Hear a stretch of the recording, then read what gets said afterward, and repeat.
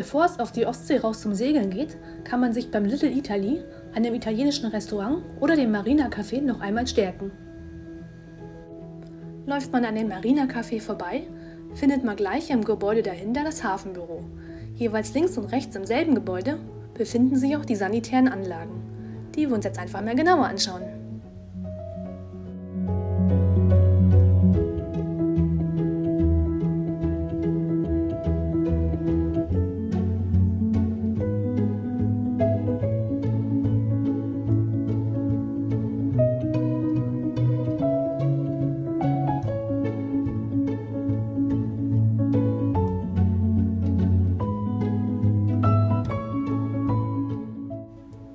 An dem Kran können Boote bis 4 Tonnen zu Wasser gelassen werden oder am Ende der Saison wieder herausgeholt werden.